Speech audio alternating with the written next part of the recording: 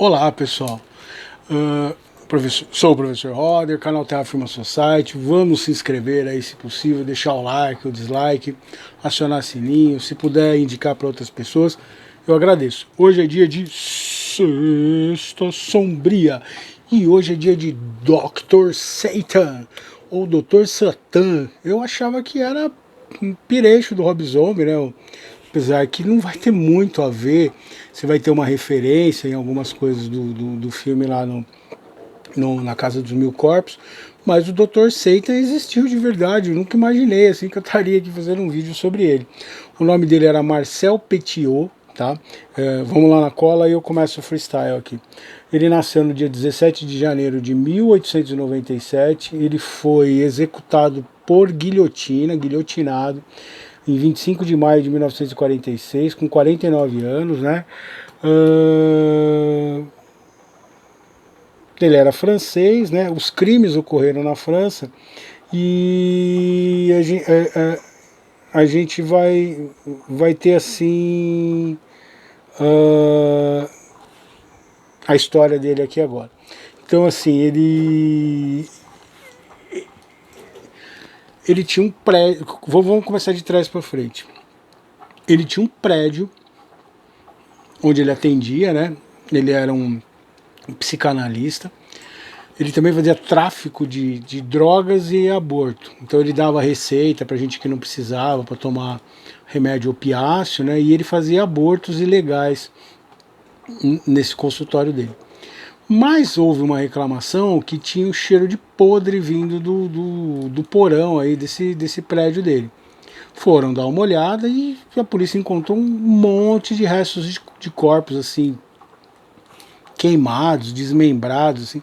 Você vê que estavam tentando acabar com aqueles corpos que tinham lá e ele meio que largou. Ele tentou fugir, não conseguiu, a polícia o prendeu. E aí foram levantar a ficha do Dr. Marcel Petiot, que aí passou a ser conhecido, depois que se descobriu tudo, como Dr. Satan, né, o Dr. Satan, o Dr. Satan. E o que acontece? O Petiot, ele teve uma série de problemas psicológicos desde criança. Ele frequentou algumas instituições com problemas psiquiátricos. E numa dessas instituições, enquanto ele era interno, ele se formou doutor. E conseguiu num curso lá, isso aí está falando antes da Segunda Guerra, na época da Primeira Guerra Mundial quase.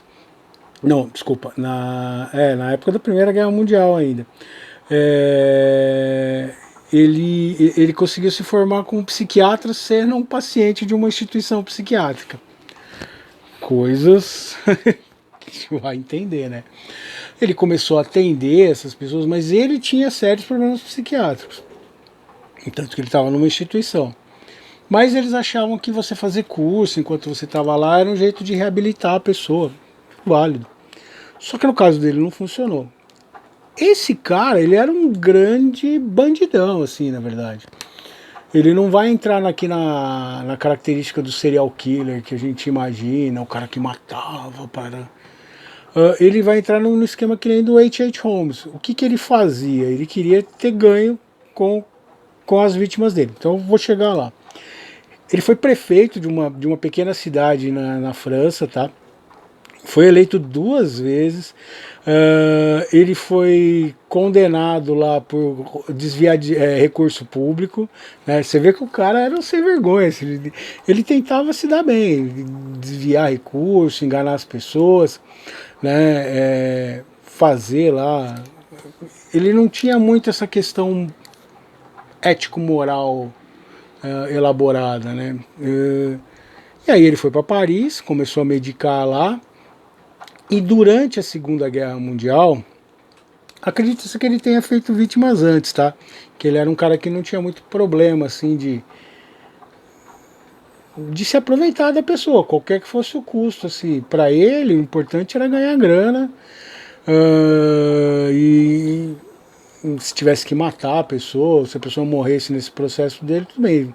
Tanto que, assim, ele era um traficante de drogas, né? Ele usava a condição médica dele para poder vender receita para pessoas que precisavam. Então, o cara que você pagava, ele fazia. E aí 2 pessoas se associaram a ele e deram a ideia deles funcionarem durante a Segunda Guerra Mundial como um lugar para ajudar os judeus franceses a fugirem. Por quê?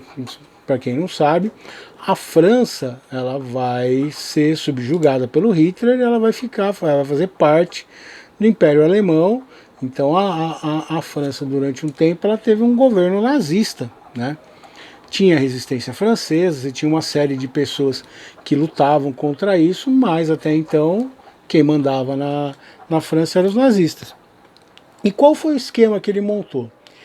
Ele usava essas 2 pessoas que tinham contato com pessoas do mundo judaico, né, que queriam fugir da Alemanha para a América do Sul.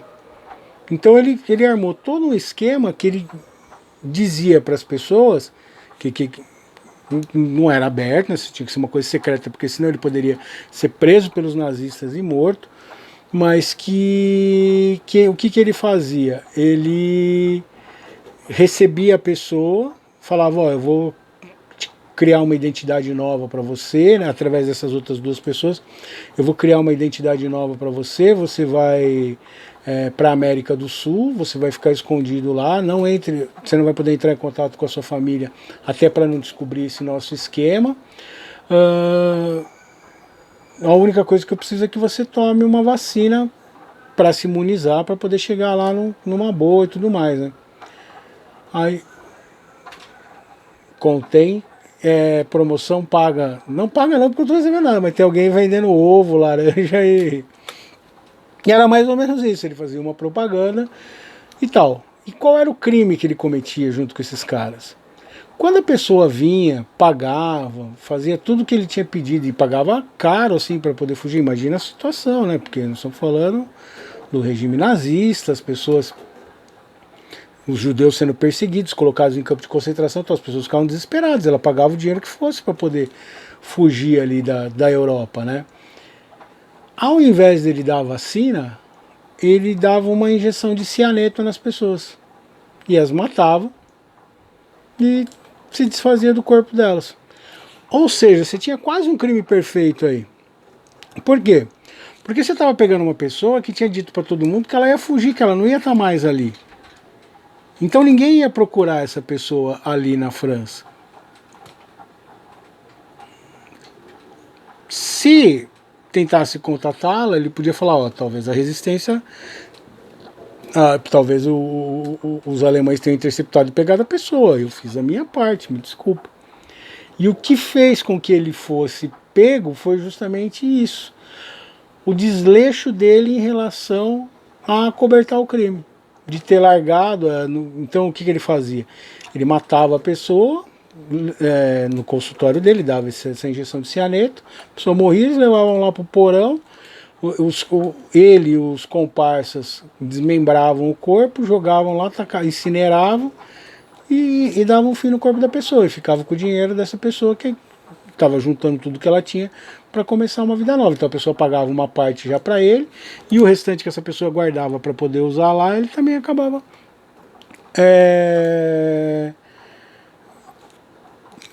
se apropriando disso. Eles mataram mais de 27 pessoas.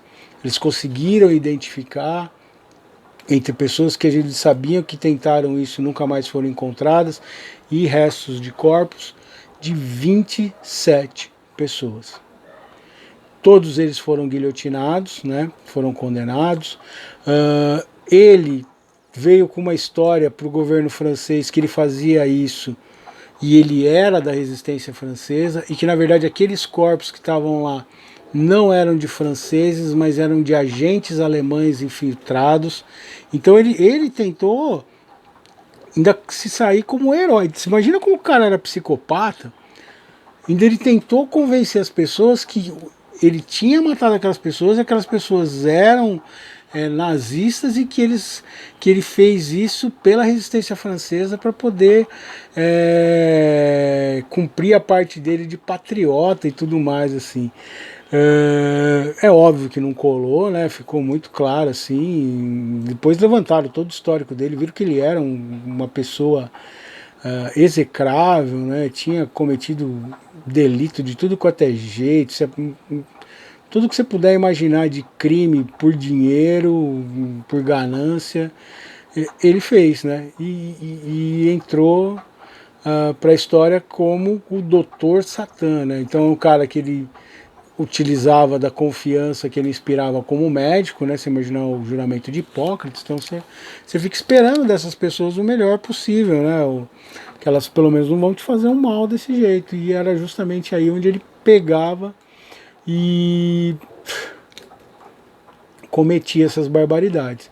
Então não tinha lá um lance assim de eu vou matar porque eu tenho um desejo sexual, ou eu tenho fantasia, ou a minha mãe, ou o cachorro, ou o agora ele não late, né? Agora é o passarinho que tá piando aí.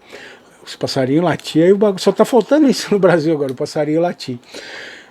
E o grande motivador dele, assim como o H.H. Holmes, era a ganância. Ter dinheiro, mais dinheiro do que ele pudesse, né?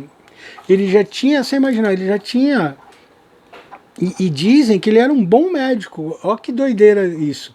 Que ele atendia bem as pessoas, que ele era um cara atencioso. Na parte da psicanálise, ele tratava relativamente, que tratava bem os pacientes nessa época. E cara que, com todos os problemas que teve, poderia ter dado uma volta por cima e usou o caminho mais fácil para cometer essas barbaridades aí. Então, Marcel Mathieu, o Doutor Satã. Eu acho, por exemplo, no filme do Rob Zombie, A Casa dos Mil Corpos, a parte menos bem aproveitada é a parte do Dr. Satã. Só que lá eles vão contar uma outra história lá na Casa dos Mil Corpos, que seria que era um médico americano que fazia experiência com as suas vítimas, né, e tal, que não tem muito a ver, assim, com a história verdadeira do Dr. Satã. O poema de hoje é feito pensando nele, né, no livro Poesia em Série, que é De Paciente a Doutor. Nas ruas de Paris, escondidos em um porão imundo, os restos mortais de fugitivos que não foram além das vacinas.